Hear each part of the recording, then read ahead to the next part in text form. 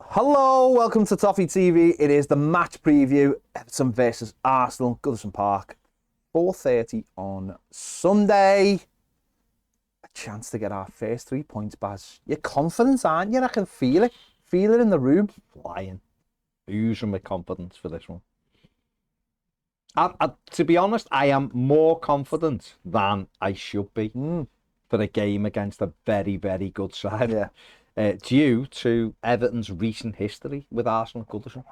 I think it's 5 victories in 6 or something like that at Goodison. Yeah. So yeah, I mean, it's a game we've done historically quite well in recent times, and they've had really good sides in all of that time as well. So it's about time we won a game of football. Yeah. We've scored a few goals in the last couple of games. And to be honest, Villa aside, we've actually done all right. We've done much better than our goal return and our points return says. That being said, we'll have to be at our absolute best. And I think we'll probably have to have a bit of good fortune as well to beat them. Well, at least we've scored goals. Hmm? I mean, we've scored goals now. At least we're off the mark. That's one thing to not worry about anymore. Check. And we've got our first point. Check. Yeah, absolutely. We've got an opportunity to catch Arsenal at the cold. Coming off the international break, not much time to train. You've got the travelling as well. So there's an opportunity there. We'll have a little bit more time. And for us, I think it's a little bit more straightforward, isn't it? A little bit route one when it comes to what we probably need to do training-wise. And also there's some like positive things as well, isn't it? You've got, it's Beto's debut at Goodison Park, which is good. Loads of people will be really excited to see him after obviously the goal in the League Cup and his performance last week. There's less pressure because of Dominic Calvert-Lewin, I imagine, will be on the bench. So there's no pressure there. Straight away, you're taking away that. I think that hour before kick-off dread of seeing what the team is. I think recently that's had a bit of an impact on some of our, not performances, but the mood going into the ground. I mean, I don't know what the mood will be like going into Goodison with other things, but at the end of the day, it's a big game, and if you can go in and think, oh, we've actually got a few players back, we've got a centre forward, we've got a centre forward on the bench, straight away, just like those little things can pick you up for a game like that, gets the fans on side. Whereas the last 2 games, it's been obviously, the first game of the season, Michael Keane being involved, and then it's yeah. So I think there's a little bit more positivity about anyway. Yeah, definitely. And again, not to single players out, but if we'd have had Beto for the opening 2 games at Goodison, I think the feeling would have been totally different. You're absolutely right. Not having the striker in and Dom not being available for those 2 home games, which were, let's be honest, they were very, very winnable home games, and they both played out that Everton should have won both of them. The chances created, the shots on target, the XG in both. If you want to use that as a valid excuse or a valid argument, rather. Yeah. I think Everton should have won both of the games at home, and going into the ground on both of those days, you were a bit like, wish we had him, and I wish we had him. You're right, going into this one, we should have Dominic Calvert-Lewin back in the squad. Dwight McNeil should be back in the squad, and we've got Beto, and that's a big boost for Sean Dyche and for us as fans. So the mood should be different, albeit the opposition is way up on anything we've faced so far this season. You're right, coming off the back. I'd rather play Arsenal this game than in another couple of weeks when they're back on it and they're back in the groove, so to speak. So they've made a very, very solid start to the season, but Fulham took a point off them at the Emirates the other week. So they're not perfect right now, and this is our opportunity to try to get us off the mark in terms of winning games of football. Sean Dyche needs a win. Everton need a win. And in front of our own fans, we go to Brentford the week after. It's a tricky game as well. We've got to give it everything, and like I said before, hope that they're a little bit short on the day. Hope that we aren't. And hope that, as in February when we beat them, although we were deserved winners in February, so I was going to say, we had a little bit of good fortune. It wasn't about good fortune in February. We deserved to win, and we deserved to win by more goals. This time, maybe we might need a little bit of rubber the green, which we haven't got. And we certainly didn't have last time out against Sheffield United with their second goal hitting a post, coming back hitting Pickford and flying in. We've not had that little rubber degree. Yeah. So hopefully we get that on Sunday. Yeah, you mentioned obviously Arsenal start there, 2 wins and a draw at home. So they beat Crystal Palace away, was obviously a tight one. They've beaten Forest at home, but all the games have been close, bar obviously Manchester United the last time out, which was obviously two late goals. Obviously, the third one come off the back of United going for it late on, but a lot expected of them this season. What have you made of them, so far?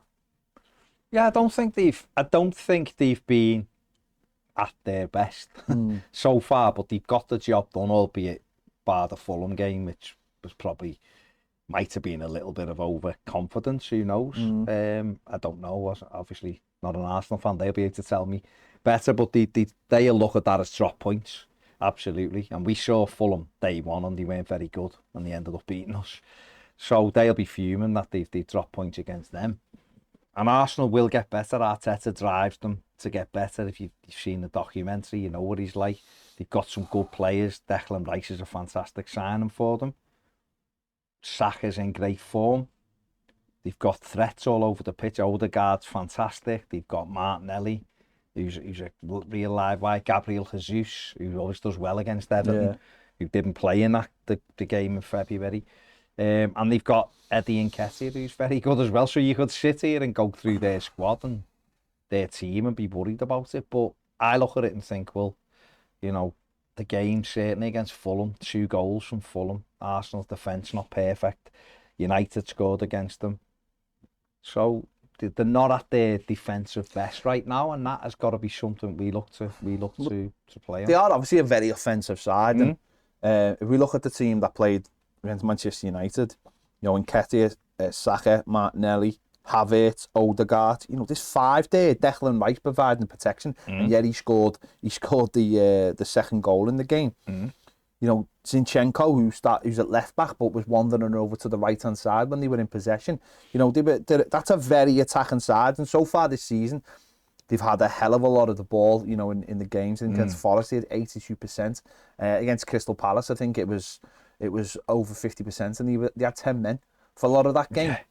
So we know they're going to have a lot of the ball, but do you think having that protection of Declan Rice is one of those major reasons? And could he, could he be the difference from last season? Last season we did win the game in midfield, didn't we? We really got in them and broke it up in there, and it was a real force, something we hadn't seen before. That we were going into those games playing 5 at the back rather than having a strong midfield. So he'll be massive for them, won't he?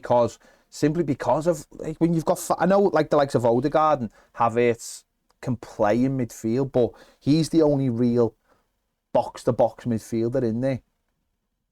Rice is fantastic, and he could be the difference. I mean, we've seen him quite a lot with West Ham, and we beat West Ham at home last year. And remember, even down at West Ham, it wasn't like he ran the game. The one game he did run in recent times was when West Ham beat us at home a couple of years ago, when he was tremendous. But in general, when we've played him, we've had players who've done okay against him. But I do think he's a tremendous player, and when you're in the midfield with Odegaard, who is fantastic, and you talk Kai Havertz, he's a little bit of he's been a bit hit or miss at the moment for Arsenal, but it's very early in his career, and I think he was brilliant in Germany. Didn't seem to fit at Chelsea, although we did get the winner in a Champions League final for Chelsea, despite people saying he was a failure there. I don't think he was. He just didn't do as well as he maybe could have done. I think he will do well at Arsenal, but we just got to, our midfielders got to kind of do what it did back in February, which is win the battles. I expect Arsenal will have 70% of the ball. Yeah. I think Everton will try to hit it on the counter-attack a little bit, and they'll try to exploit Dan Zuma's pace up against Ben White. I know White's not exactly slow, but I think he's still, for me, a centre-back playing right-back. Yeah. And obviously having Dwight McNeil on the other side, he'll be tasked, I guess, with trying to pin Zinchenko back a little bit because Zinchenko's such a good footballer. So, and then it'll be interesting to see how Beto does against, you know, Gabriel. I know he come off for Brazil, but I think he was involved in the second one. And Salaba, who's a tremendous athlete. So it will be interesting to see how we approach it.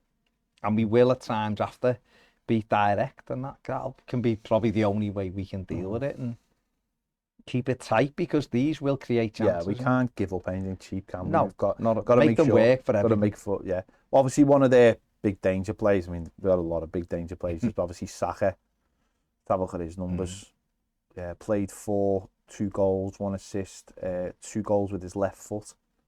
And the shots per game is 1.3. There you go. And as you can see, predominantly on that right-hand side. So whoever plays left back. He played against Michalenko last week. I don't know whether that will... And actually, Michalenko did okay against them in terms of hit one versus one. Because he stuck to his guns, which sometimes when you give that job to Michalenko, I think that's when he's at his best. That when for Everton, when he's asked to do that job 1 versus 1, and he has to stick to it. So that'll be an interesting one to see if the manager does bring him back into it. Let's just have a look at the Everton team from the last game out. Yeah, so as you mentioned there, Dwight McNeil probably going to be coming back into the side, give us more natural width, but on the right-hand side, which obviously did come on against Sheffield United on there. Do you think that can work for us with having Danjuma on the left, and obviously with him being on loan and having scored a couple of goals already and being a different kind of threat, like the second goal against Sheffield United? Do you think that's where Dwight McNeil will feature? Possibly, unless the manager just flips them round and you have McNeil off the left, which is where he obviously enjoyed a good spell last season for us, and then Danjuma goes over to the right and does the same, the job on the right, with, given he is right-footed. Otherwise, we've got 2 inverted wide players, haven't we? Yeah. Cutting in. I think there's 2 key decisions, I think, for the manager at the weekend. And they're at full-back, the both of them. James Garner, he seemed to like. So if Dwight McNeil's going to come in, that means Garner's going to come out, because I imagine he's going to play Corey Onana and Patricia Garner-Gay. So does James Garner replace Patterson at right-back? That's one. I personally think Patterson will play, but you never know. And then, like you've just been talking there with the other side, is it Ashley Young up against Saka, or is it Michalenko to do a man-marking job? Michalenko is a defensive left-back, we know that. And you're right, when he just got that task of go and mark that player, generally he does that okay. It's you don't get the offensive side of it with Michalenko. The offensive side of it, rather, with Michalenko. I wonder as well, the 2 wide areas, Patterson's a little bit more of an attacking fullback, and he's up against Martinelli. Does that mean that it could be Dwight McNeil over on that side? Because he'll help Patterson out with Zinchenko and Martinelli. So therefore, on the left-hand side, it might, because Danjuma is an offensive player, it might actually be better to play Michalenko rather than Ashley Young, who does try to creep forward as well. So I think that's where, for me, that is where the manager's got the 2 decisions. Is a fullback. What do we do with James Garner? Does he go to right back? He did well there against Doncaster second half, and he's done well for England. I personally would stick with Patterson, and I'd have Garner probably on the bench in this one, because I feel like we need the 3 we've got in midfield to do what they're doing. Yeah, absolutely. I think once Jack Harrison's back, there becomes a question mark then over, does Dwight drop into centre midfield as a double 8 and almost replace Decore at times, because he's someone who'll travel with the ball, or is it Danjuma off the big fella and you'd have 2, a double 6 almost? So the manager will have some of those options. I know Decore gets us goals and he has been important for us, but it just gives the manager a different way of looking at it. But I think on Sunday, those fullback positions, those fullback picks could be vital for Everton in this game. Yeah, could be really interesting. But obviously that'd be part of the plan, won't it? Whatever the plan is for the game will involve that. And we've seen that Dwight McNeil last year was brilliant. In the Arsenal game, the amount of work doubling up on Saka, he was brilliant in that game, and it was sort of like it was the beginning, obviously, of his redemption arc, coming back, because he just worked so hard, and they doubled up. And we haven't got the secret weapon this year, though. Big mouths to come off the bench and wind Zinchenko. No, but we have got Dominic Calvert-Lewin, who could come off the bench wearing a Batman mask. Could. So, Could well do. You know. Do you think there's not been enough of that for us? Someone wearing a Batman mask? Yeah, I believe so. And with Dobbin. So you've got Batman and Dobbin. Batman and... There you go. There you go. There's nothing else to say. There's nothing else to say. But obviously, that's going to be an interesting one, though, isn't it? Because I'd love to see Beto and Dom on the pitch together, but what I don't want to see is them on the pitch together, because we need to get an equaliser or whatever. But wouldn't be lovely if they could both get on the pitch and the manager could use them together. I mean, listen, Beto getting used to the game. We saw them tired against Sheffield United. The last 15 minutes, the whole of our front three were just gone, even though Dwight McNeil had only just come on, and that sort of allowed Sheffield United to come back. We can't really allow that in this game, so that might mean Dom comes on for Beto, and that'd be brilliant, because you've got continuity there, you've got freshness there, and it takes the pressure off Dom as well. Whereas again, and off Beto. Yeah, and off Beto, yeah, as well. So that's a nice issue to have, isn't it? Yeah, absolutely. And I think if you're playing the two of them, see, someone like Arsenal, it's almost perfect to play the two of them right up against their two centre-backs. Because what you can do is, you're giving the ball up. So really, you just start playing direct. And you have your double six. So you're almost playing a 4-2-4 at times against them. It might just be a little bit too early within this that the manager does that. But those two together, particularly at home, could be a handful for some teams this season. You'd have to pick and choose the games, of course you would. But like I say, so a game in which you're not going to have the ball a lot, it's if you want to miss out the midfield, you want to be a bit more direct. Having Beto and Dominic Calvert-Lewin as the front two that you're knocking it to, and then you've got two wide players you can put balls into the box. It'll give you a different option, but it'll be interesting to see whether Everton can get those two on the pitch at times this season. It's something the manager did at Burnley at times. Yeah. In a 4-4-2, so why not? Yeah. Big week, obviously, Villa as well coming up, and on an away trip to Brentford. So it's a big week for the club, which basically started today off the pitch. So big week. Be great to start it with a victory. Takes the pressure off everyone.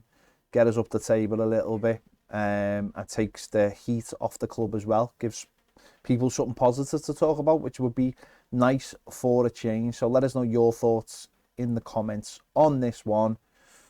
We'll be reacting to this one straight after the game, of course. Make sure you check out those videos. Check out my starting 11 as well. As I said, give this video a like, subscribe if you haven't, and if you want more great videos, join us on Toffee TV Premier. The link is in the description, and the QR code is coming up on the screen now. Don't forget as well, fantastic interview with Alan Myers over on More Than a Game channel. The link for that is also in the description. Check that out. It's fascinating, absolutely fascinating. Alan Myers invented deadline day. Bet you didn't know that. See you later.